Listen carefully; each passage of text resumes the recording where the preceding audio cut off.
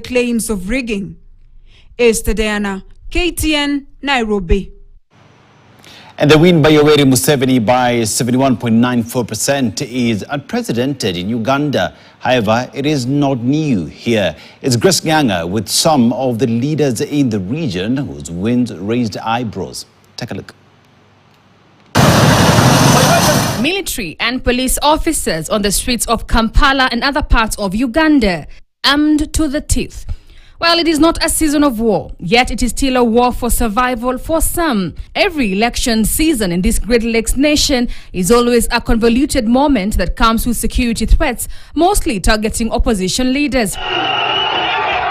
Robert Kangulai, popularly known as Bobi Wine, whose whereabouts has been a subject of conversation, coming out to reject the results and claiming that he escaped arrest. And they were being assisted by a helicopter that was hovering in the sky of our compound and providing them light as they were doing what they were doing. Beyond these and other narratives that may emerge from and about the polls in Uganda, an internet shutdown has been on, having been announced and implemented on the eve of the polls. The world should be reminded that we're holding elections in the dark. These and election violence cases that are now being linked to security agencies point to an emerging pattern in East Africa. A pattern where opposition leaders are frustrated and later the incumbent winning by unprecedented margins. In the 2021 elections, President Yoweri Museveni won by just over 58% against Bobi Wine's 35.8%.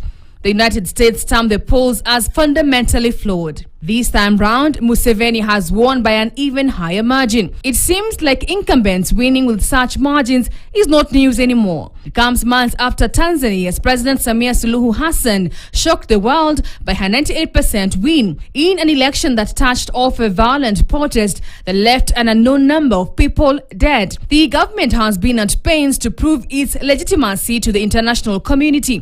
Jeraha limetokea. Lazima sisi wa Tanzania tutibu jeraha letu. Ahead of the disputed polls, opposition figures including Tundu Lissu were already in jail, while others had been killed, yet more remain missing. The East African nation also shocked the world by the manner in which it curtailed the flow of information out of the nation during the protest.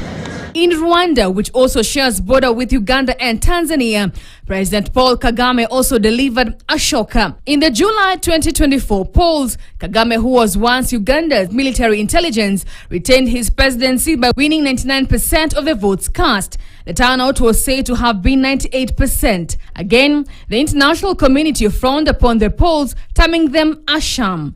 Kagame was seeking a fourth term after influencing a referendum that amended the nation's constitution to allow him to extend his term. Rwanda and Uganda's history are intertwined in many ways due to the colonial and post-colonial cases of conflicts and displacements.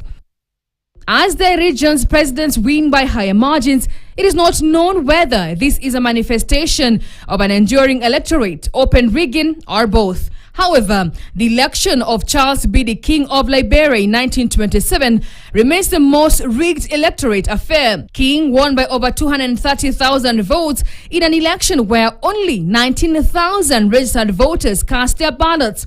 Hopefully, no leader in Africa will be seeking to break this. To such story now, where a 3-year-old pupil has died after the roof of her classroom